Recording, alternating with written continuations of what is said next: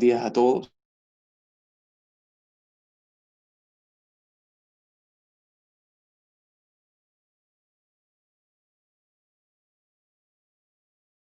Utilizar algunas revisiones de temas y algunas revisiones de artículos, pero creo que el día de hoy, más allá de eso, lo que vamos a realizar es una reflexión acerca de uno de los temas más graves, uno de los temas más desastrosos y uno de los temas que imprimen mayor sufrimiento en nuestra sociedad.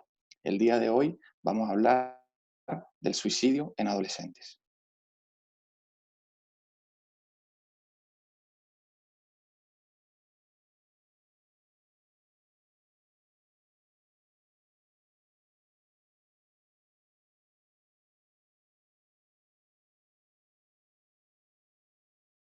Para que posteriormente podamos revisar algunos factores de riesgo y tengamos alguna aproximación al diagnóstico y al manejo de esta patología, dedicándole en esta presentación un espacio especial al suicidio en el contexto COVID, que es el contexto, por supuesto, actual que estamos viviendo.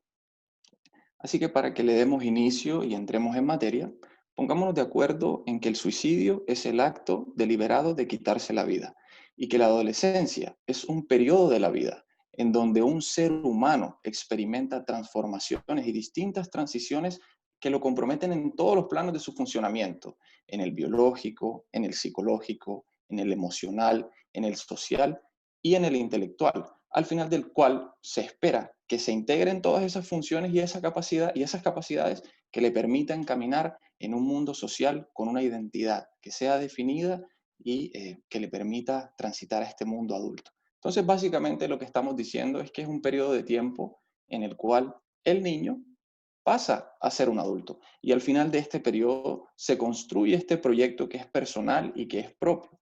Y aunque este proceso pareciera que fuese individual, en realidad la adolescencia es un proceso y es un fenómeno que debe ser visto como social, porque en él influyen distintos factores socioculturales que pueden actuar bien sea como catalizadores, como moldeadores o como activadores y pueden dirigirlo hacia el proceso de la adaptación normal o hacia el proceso de la psicopatología. Y hay que recordar que para transitar adecuadamente por este periodo de tiempo, por este periodo, digamos, llamado adolescencia, solamente se logra si es que el adolescente al final puede integrarse a la comunidad a la cual pertenece.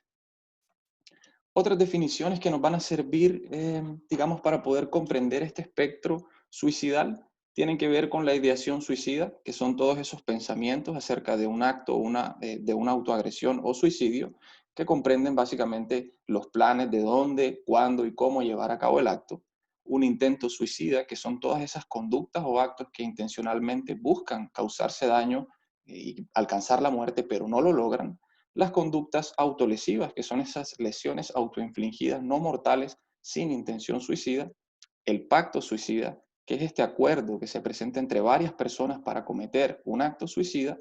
Y el suicidio ampliado, que es el suicidio en el cual se mata a otras personas que en realidad no querían morir. Y estas definiciones son muy importantes, porque recordemos que el suicidio es un continuo, ¿cierto? Este espectro suicidal se puede mover desde la ideación suicida, las conductas autolesivas, los intentos, los pactos, hasta finalmente el suicidio consumado, sin necesariamente ir de forma escalonada entre uno y otro. Por eso es que es importante que antes de entrar en esta presentación nos queden bien claras esas definiciones, dado que nuestra función es pesquisar y, por supuesto, prevenir. Ahora, ¿por qué es importante que revisemos este tema una y otra vez? En primer lugar, porque el suicidio y los intentos de suicidio han aumentado en la población adolescente en muchos países, llegando a convertirse incluso en la segunda causa de muerte después de los accidentes de tránsito. Y porque la prevalencia de suicidio que se reporta en esta población en realidad es mayor de lo que nosotros encontramos en la literatura. Porque muchos de los casos, muchos de los suicidios o no se reportan o quedan mal informados, bien sea para proteger a la familia de un estigma social o se reportan como simples accidentes. También es muy importante que revisemos este tema en varias oportunidades porque el suicidio es una causa de muerte prevenible, porque ya dijimos, está aumentando y la tasa en Chile incluso llega a ser de 13 por 100.000 habitantes, que no es una tasa menor. Pero por sobre todas las cosas, porque el 90% de las víctimas de suicidio consumado presentan un trastorno diagnosticable antes de la muerte. Y en general, estos trastornos tienen que ver con trastornos de la esfera anímica, con trastornos psicóticos, con abuso de sustancias, con trastornos de la personalidad, de la conducta alimentaria, entre otros. Así que acercándonos un poco a los factores de riesgo, he traído esta tabla, que es una tabla de construcción propia, en la cual, como ustedes pueden ver, existen distintos factores de riesgo, factores algunos modificables, otros que no lo son tanto, y que podríamos subdividir en factores de riesgo personales, sociales o culturales, psicológicos o familiares. Ahora, no tiene mucho sentido realmente que yo empiece como a leerles uno por uno, porque están acá escritos y por supuesto ustedes los pueden leer, pero sí vale la pena puntualizar que el factor de riesgo más importante para la conducta suicida es haber tenido un intento suicida previo, y esa es la razón por la cual lo resalto dentro de esta diapositiva. Recordemos que una persona que ha tenido un intento suicida previo aumenta en promedio 40 veces la probabilidad de autoeliminación, principalmente en el semestre subsiguiente al evento. Entonces hay que tenerlo muy en cuenta. Adicionalmente, se han descrito algunos factores de riesgo que son particulares de este periodo de la adolescencia, algunas características propias de la etapa que se relacionan con el suicidio, como lo son, por ejemplo, la dificultad en el manejo de los impulsos, la baja tolerancia a la frustración, la tendencia a reaccionar polarizadamente como todo o nada, todos los cambios corporales que se viven, las preocupaciones sexuales, los nuevos retos en las relaciones sociales, el rendimiento escolar y, por supuesto, las primeras rupturas sentimentales, que en algunos casos son bastante caóticas.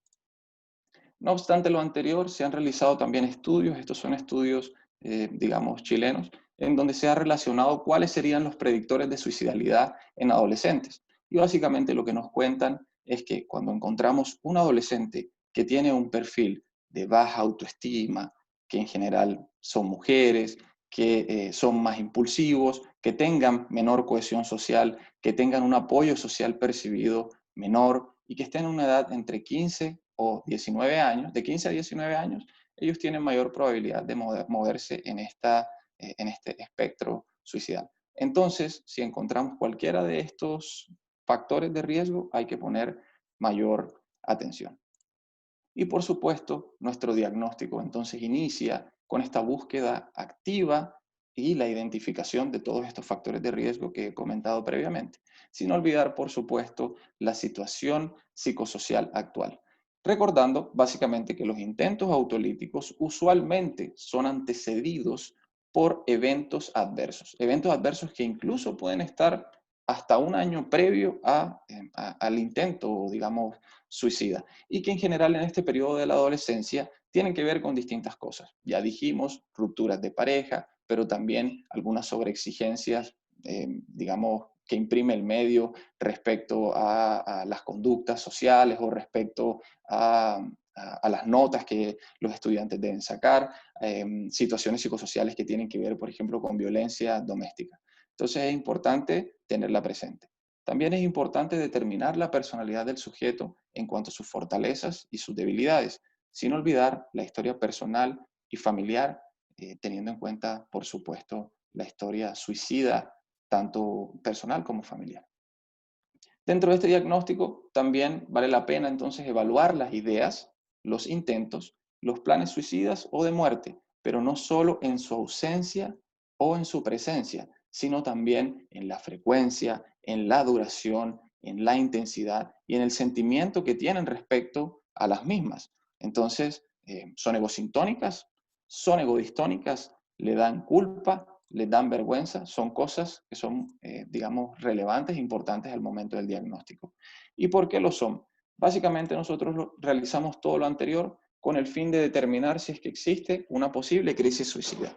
Y como bien sabemos, recordemos que este periodo de crisis suicida es un periodo de tiempo limitado, un periodo de tiempo en donde no solo existe el riesgo de desarrollar conductas suicidas, sino también de escalar en esas conductas suicidas.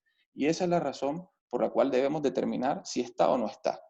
Y en el mismo momento también determinar no solo si está en la crisis suicida, sino cuál es la posición respecto a esa misma crisis suicida.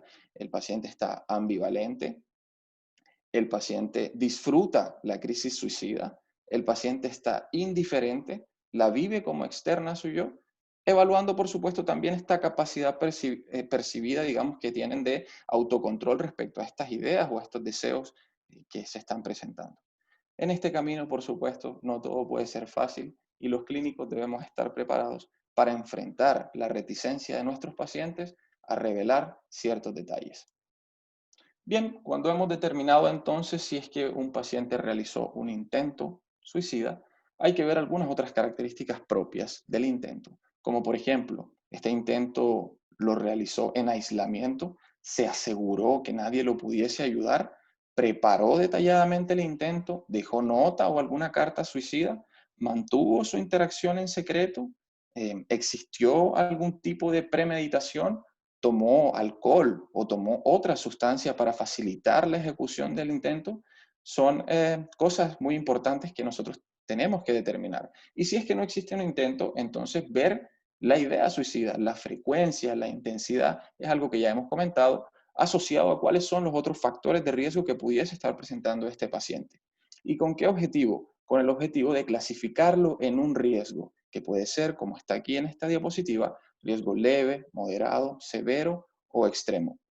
La idea de clasificar a un paciente en un nivel de riesgo es orientar el manejo que nosotros le vamos a dar. Sin embargo, no podemos olvidar dos cosas. Y la primera es que existen perfiles que se asocian a mayor riesgo, perfiles de ansiedad severa, perfiles de insomnio global, perfiles de irritabilidad extrema o perfiles psicóticos o pacientes que hacen un intento ya derechamente entran en un riesgo mínimamente moderado.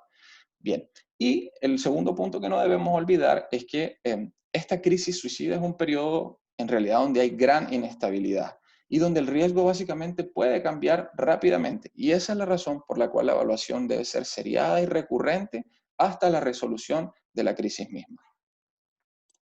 Entonces, como hemos dicho, la idea de clasificarlos en un riesgo es orientar hacia el manejo que le vamos a dar. Siendo que en un riesgo leve, entonces la conducta puede ser una conducta menos invasiva, una conducta tal vez psicoterapéutica, y evaluarlo seriadamente, incluso por un monitoreo telefónico. Si encontramos que un paciente está en un riesgo moderado o severo, entonces ya intensificar lo anterior con un monitoreo más continuo, incorporar redes de apoyo de los familiares, se abre la posibilidad de usar fármacos para mitigar algunos síntomas y se abre la posibilidad entonces de hospitalización. Y cuando encontramos que el riesgo ya es extremo, ya entonces la conducta derechamente tiene que ser hospitalización con el consentimiento o sin el consentimiento del paciente, digamos, de forma voluntaria o involuntaria, y sabemos que hay algunos instrumentos legales que nos permiten actuar en estos riesgos extremos, sin olvidar que debemos hacer una vigilancia estrecha, retirando todos esos elementos con los que la persona potencialmente puede hacerse daño. Ahora, algo que no podemos olvidar es que la mayoría de los pacientes que se suicidan o que intentan hacerlo comentan su intención a otras personas y en muchas ocasiones la omiten al médico o al terapeuta. Y esa es la razón por la cual dentro de esta diapositiva he querido resaltar la necesidad de tener distintas fuentes de información. Hay que preguntarle al paciente, hay que preguntarle a la familia, hay que hablar con el colegio, hay que hablar con los amigos y hay que hablar con otros profesionales. Recordando también que dentro del manejo, nuestra principal misión o función es resguardar la seguridad del paciente y modificar los factores de riesgo. Y para poder lograr eso de una forma mucho más efectiva, vamos a necesitar de estos autores que están aquí. Muy bien. Hasta aquí, estimado auditorio, entonces hemos comentado básicamente los datos que todos tenemos, digamos, de acceso en la evidencia, que son datos que usualmente nosotros usamos en nuestra práctica clínica, pero a partir de aquí en adelante he intentado dar respuesta a uno de los desafíos que todos tenemos en la actualidad, que tiene que ver con esta suicidalidad de los adolescentes en el contexto del coronavirus. Por lo tanto, a partir de aquí les voy a presentar un proceso de pensamiento personal y se lo voy a presentar de una manera directa y de una manera algo irreverente. pero por supuesto la idea no es herir la susceptibilidad de ninguno de ustedes, sino por el contrario es abrir ese espacio de reflexión y abrir estos procesos de pensamiento que son tan importantes para poder darle respuesta a este tema que vuelvo y comento, tiene que ver con qué pasa con el suicidio adolescente en el contexto actual de coronavirus. Y para dar respuesta a esa pregunta, lo primero que debo decir es que el adolescente debe cumplir tres hitos durante este periodo. El primero es el desarrollo de los caracteres sexuales secundarios. El segundo es el despertar psicosexual y el tercero es la reestructuración de la personalidad. Recordemos que la adolescencia inicia más o menos entre los 10 y los 12 años y estos primeros dos hitos se cumplen gracias a este influjo hormonal de estrógenos y testosterona. Y cuando me refiero a que él debe reestructurar la personalidad, básicamente lo que estoy diciendo es que el adolescente tiene que alejarse de esos modelos de dependencia, de esos modelos de funcionamiento, de esos modelos de relación que previamente tenía, de esos apegos y de esas costumbres que previamente traía para poder iniciar unos nuevos modelos que estén igualmente aceptados socialmente, pero que respondan a todas esas pulsiones instintivas que se van presentando en él. ¿Y con qué objetivo o con qué meta? Con que el individuo finalmente logre el desarrollo de una identidad positiva, realista y que sea orientada socialmente. Entonces, si subdividimos la adolescencia en etapas, nos podemos encontrar con una primera etapa que es la etapa de la prepubertad, que se vive entre los 11 y 14 años.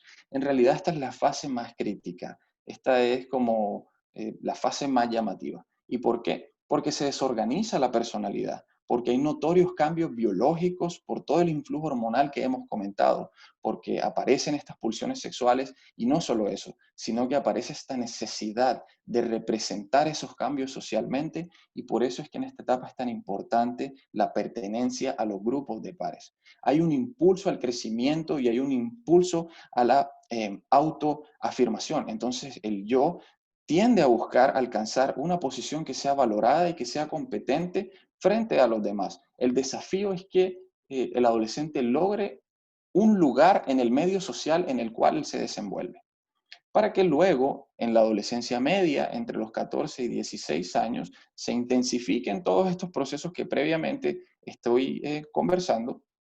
Hay un creciente interés por la sexualidad, por la autoconfiguración, por la autoafirmación y por la pertenencia a los grupos, se alcanza una mayor madurez y una mayor estabilidad emocional y empieza a aparecer esta personalidad con algunos intereses y con los estilos digamos, muy personales, para que al final, digamos, de esta adolescencia, alrededor de los 19 años, se alcance a integrar todos estos procesos, se incorporen los papeles de los adultos y ya se vaya configurando una visión definida de las cosas, una formación de valores y un proyecto de vida.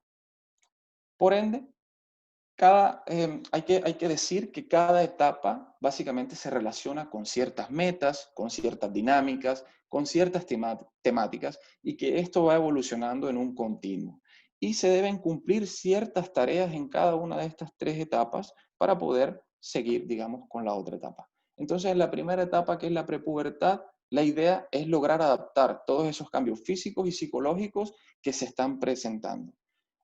Otra tarea es integrar y utilizar apropiadamente todas esas nuevas capacidades que él está adquiriendo y encontrar un lugar en el grupo de pares. Me detengo aquí porque en realidad en este periodo es muy importante ese lugar, porque este grupo de pares funciona básicamente como un laboratorio en el cual el adolescente va a poder como practicar esos modos de relacionarse, bien sea de forma amistosa o de forma íntima, que posteriormente en la adultez se van a replicar. Entonces es muy importante el grupo de pares. También otra tarea que debe cumplir en la prepubertad es integrar en su personalidad estas características y actitudes que corresponden a las expectativas relativas del género y que en general vienen del medio externo. Entonces, son distintas expectativas para los hombres y para las mujeres. Por ejemplo, para un hombre se espera tal vez que sea más abierto, que tenga la capacidad de hablar más fluidamente, que sepa bailar, que sea un poco más rudo. Y para las mujeres de pronto el medio exige otra cosa, que sean más delicadas, no sé, que se maquillen, que usen cierto tipo de ropa. Entonces la idea es que ellos cumplan esa tarea de integrar en su personalidad esas características y actitudes de lo que se espera desde el medio. En la adolescencia media, la idea es que se complete ese proceso de individuación. Esa es una de las tareas principales, que básicamente tiene que ver con quién soy yo. Y de nuevo, es muy importante esta pertenencia a los grupos porque en el reflejo de mi imagen en los otros y al ver a los otros, yo puedo ir sabiendo básicamente quién soy yo, lo que finalmente me va a ayudar a completar la siguiente tarea, que es lograr esa autonomía, lograr la autorregulación de las emociones y los impulsos. También se espera que en esta etapa ellos logren este desarrollo psicosexual que inicia con la masturbación y digamos que sigue de forma adecuada con los contactos sexuales. Y finalmente, en el último periodo de la adolescencia, lo que se espera es que ya se consolide una identidad que permita al adolescente o al adulto temprano vivir bajo un criterio propio, separándose ya de la necesidad de aprobación de los demás, separándose del que dirán, y que pueda asumir las riendas de su propia vida basado en sus creencias personales.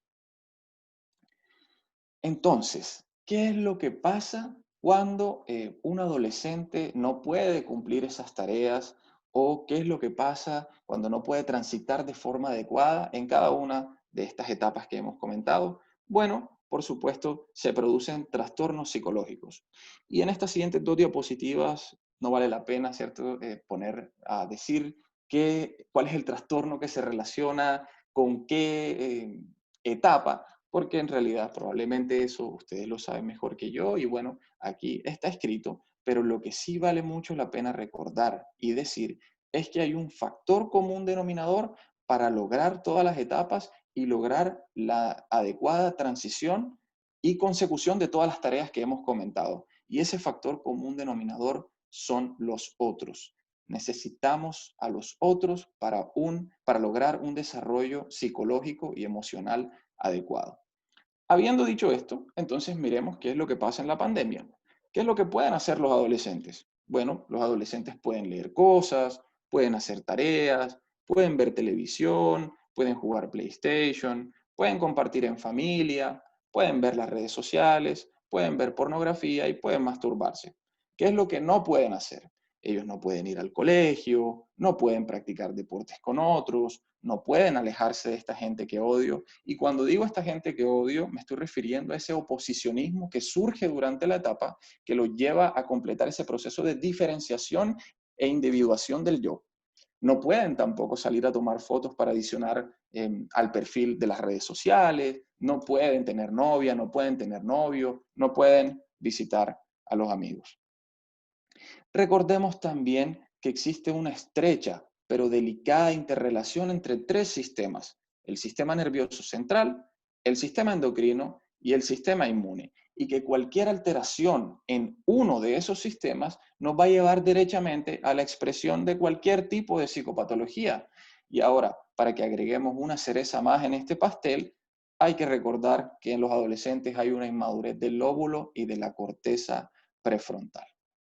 Entonces, ciertamente, todos esos factores que he comentado van sumando presión, presión a esa olla biológica, a esa olla endocrina, a esa olla psiquiátrica que está en desarrollo y que día tras día sigue acumulando presión. Los cambios hormonales, no poder tener relaciones sexuales, no poder salir de la casa, tener trastornos psiquiátricos si es que existen, no poderme diferenciar de mi grupo familiar, el exceso de información audiovisual, la inmadurez de la corteza prefrontal, los problemas familiares, el distanciamiento del grupo de pares, el miedo a infectarme de COVID, las dinámicas tóxicas y la poca habilidad para resolver problemas van adicionando presión día tras día hasta que finalmente esa combinación mortal de situaciones que los sobrepasan y que están fuera de su control, sumados a algún gatillante, empujan hacia el abismo en algunos casos de considerar el suicidio como una opción viable.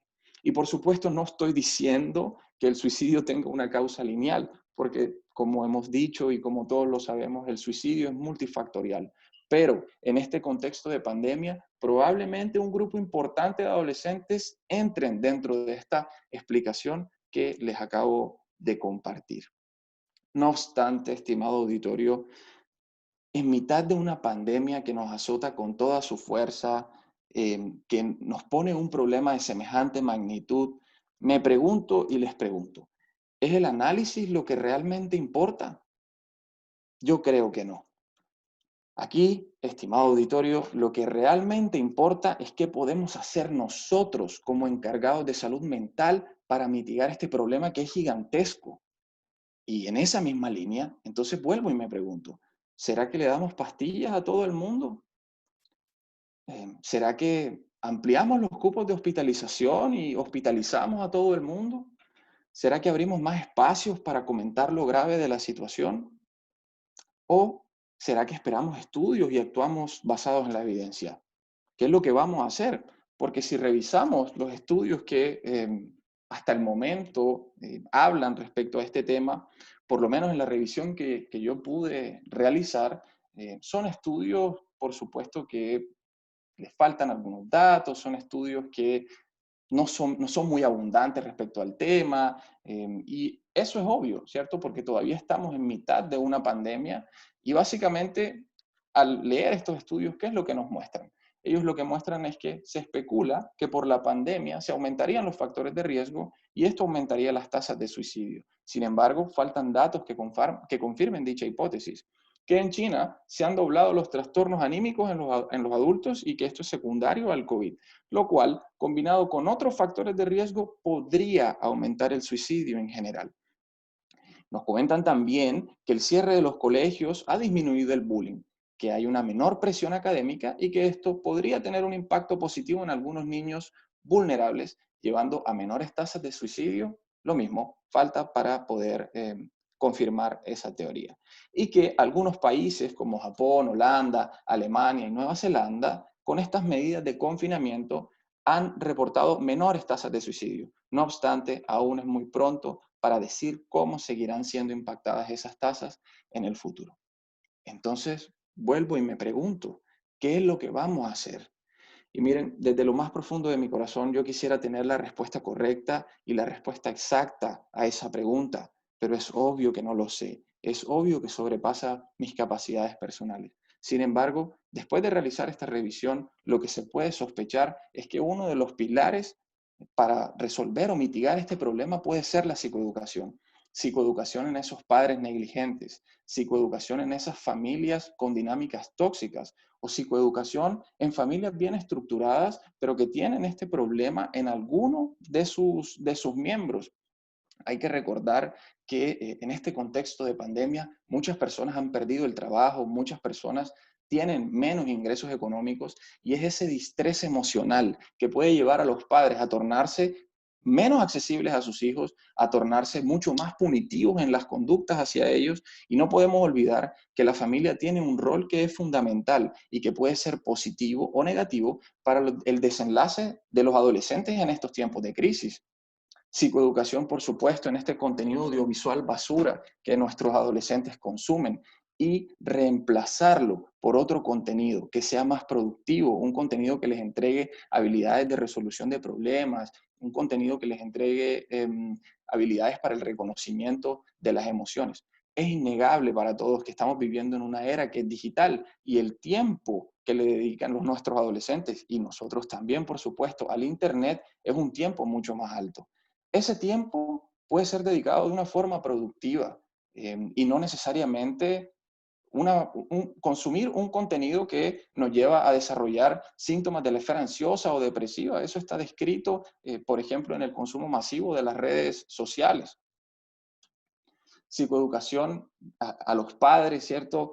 Recordarles que esta población adolescente son muy vulnerables al suicidio por imitación. En ellos este efecto clúster por la crisis identitaria que están viviendo se presenta con mayor frecuencia. Entonces hay que estar pendientes cuáles son los ídolos que ellos están siguiendo y por supuesto controlar ese contenido audiovisual. En esa misma línea, ok, estamos en una pandemia y hay que estar informados, pero no es necesario día tras día estar mostrando cuántas personas murieron, cuántas personas se están suicidando por el COVID, cómo vamos con el COVID día a día. Esas son cosas que aumentan incertidumbre, que aumentan el miedo y que pueden presionar a este grupo vulnerable a entrar en una crisis suicida. Educación sobre la educación. Bueno, aquí este es un tema sensible. Sin embargo, vale la pena y hay que decirlo, porque el sistema educativo está centrado en la nota y eso hace que los adolescentes sientan que valen según la nota, que pongan su autoestima en algo externo, como lo es una nota, en lugar de ponerla en sí mismos. Lo llevan a sentimientos de frustración, de vergüenza, de ira, de desesperanza, de baja autoestima y a una comparación social forzada. Entonces, en un contexto de pandemia, adicionar más presión a la que ya hay implícita por la situación social, sumándole entonces más presiones desde el punto de vista académico, lo mismo puede empujarlos a una crisis suicida. Psicoeducación también respecto en la disminución del acceso de estos medios letales. Si revisamos la literatura, estamos claros que los métodos preferidos para el suicidio son el ahorcamiento, el envenenamiento y los disparos, digamos, por arma de fuego. Entonces, disminuir el acceso a esas facilidades para que tengan estas conductas suicidas. Psicoeducación también en esta higiene del sueño y en la nutrición. Está claro en los estudios y lo muestran que el encierro produce rabia, produce estrés, produce confusión, produce insomnio.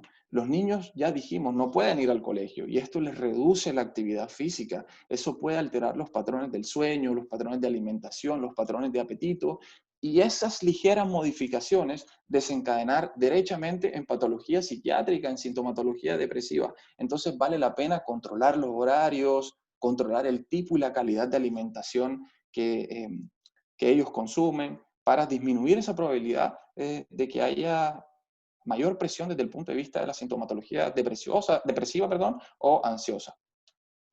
Y por supuesto, psicoeducación, una vez más, a los padres para que estén muy atentos con sus hijos, muy atentos con los adolescentes. Psicoeducación respecto a estos cambios comportamentales que nos pueden orientar o nos pueden dar pistas respecto a que algún adolescente se esté moviendo dentro de ese espectro suicidal. Cosas, ya lo dijimos, como cambios en el hábito del comer y dormir, estar más retraído, reticente a hablar, mostrarse inestable o tener cambios de personalidad repentinos, el uso de sustancias, el deterioro de su cuidado personal, mostrarse aburrido persistentemente o con falta de interés, o ya derechamente verbalizaciones con desesperanza, amenazas suicidas o conversaciones de la muerte, deben ser tomados en serio. En la presencia de conductas autolesivas, escribir cartas o comunicaciones especiales como de agradecimiento, de buenos deseos para el futuro o el rechazo a recibir ayuda, vuelvo e insisto, nos pueden estar dando pistas que este adolescente se mueve en el espectro suicidal. Y por supuesto, es muy importante que los padres sepan qué hacer si es que se presentan algunos de estos factores de riesgo y ellos se dan cuenta, porque de nada le sirve a un padre, de nada le sirve a un amigo o a una familia darse cuenta que tiene uno de sus miembros con este problema si es que no va a saber qué hacer con toda esa información. Entonces, por supuesto, en nuestro medio, educar respecto a los sitios en donde ellos pueden consultar, educar respecto a las personas que ellos pueden consultar para que les brinden una mano y también las líneas de atención a las cuales ellos pueden llamar. Hay que decirlo también que con la pandemia no todo ha sido malo. Con la pandemia ahora los medios digitales permiten el acceso mucho más fluido a herramientas psicoterapéuticas. Lo que antes era una barrera por tiempo, por comodidad, hoy en día se ve mucho más fluido. Pero de pronto hay personas que no lo saben y es importante educarlas respecto a esto. Muy bien, vamos llegando entonces al final de esta presentación que en lo personal ha movilizado muchas emociones en mí y debo finalizarla concluyendo algunas cosas. La primera es que necesitamos los unos de los otros para lograr un adecuado desarrollo psicológico y emocional, que solo el tiempo mostrará las consecuencias de esta pandemia en los adolescentes, que debemos mantenernos atentos porque es conocido el hecho que los jóvenes en riesgo, incluso después de un intento suicida, rara vez consultan a un médico, que el suicidio es una causa de muerte prevenible, por lo cual la detección y evaluación del riesgo suicida es una tarea clínica relevante y que el tratamiento de los pacientes suicidas es multidimensional involucrando aspectos biológicos, psicológicos y familiares. Bien, como todos ustedes están en conocimiento, en lo personal yo hago parte de psiquiatría de adultos, y para finalizar esta presentación he querido compartirles y traerles una frase que me ha dicho mi maestro, una frase que en realidad se me ha clavado en el alma, una frase que creo que nosotros debiésemos tener presentes día tras día en el ejercicio de esta hermosa profesión, y una frase que cabe perfecto en la reflexión que les he querido compartir el día de hoy.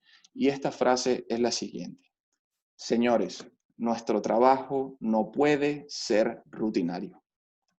Una vez más, quisiera agradecerles a todos por su atención prestada el día de hoy, y los quiero invitar a que continuemos reflexionando respecto a este tema del suicidio adolescente y el COVID.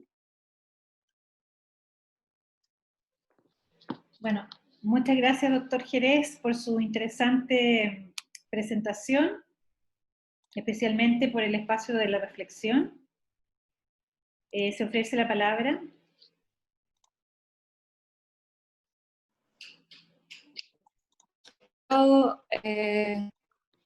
Bueno, primero que todo quería felicitar al doctor Jerez porque la presentación estuvo muy completa. Es un tema delicado, como bien nombraba. En Chile no hay estudios concretos respecto a la cantidad de tasas de suicidios que se está cursando, pero sí hay estudios sobre lo que pasa en América Latina, y recalcar que aproximadamente 1 millón de personas en el mundo mueren por suicidio al año, y una muerte cada 40 segundos sucede por esta causa. Entonces, dentro de los problemas que reconoce la OPS, es realizar un plan estratégico del año 2014 al 2017, que Chile lo cumplió, que es poder realizar esta primera notificación, que si bien no está dentro de un decreto y una norma que nos rija como por ley, ¿cómo se llama? Hay una notificación que se tiene que hacer en los servicios de urgencia o en la atención primaria de los intentos de suicidio o los suicidios consumados, que es el anexo 1 que varios conocen, y que después de eso tenemos que completar el segundo anexo, que es la información del paciente una vez que ya se está tratando, y poder hacerle este seguimiento de 3 atenciones posterior al intento de suicidio. Lo que se conocía un poco en la región era que, como bien decía, se da mucho más en mujeres que en hombres, y los intentos letales están más bien acompañados en los hombres que en las mujeres, y la distribución en la región se ha presentado una dinámica que se presenta más a nivel de la cordillera y de la costa. Los mayores intentos de suicidio o los suicidios consumados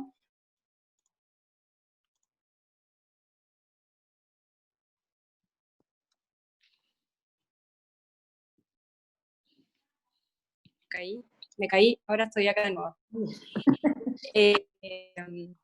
Y otro último, compartir que dentro de lo que es la vigilancia del modelo de salud pública, primero es la vigilancia y poder hacer la notificación oportuna, entregarle este seguimiento a los pacientes, y como bien decía, poder identificar los factores de riesgo y los factores protectores, poder desarrollar y evaluar las intervenciones que tienen que ser multisectoriales para que sean efectivas, y después poder ejecutar lo que bien decía, que no hay que hacer del trabajo una cosa rutinaria, sino que poder lograr los mayores nexos multisectoriales, tanto de salud, con educación, con el trabajo, o lo que rodea el contexto familiar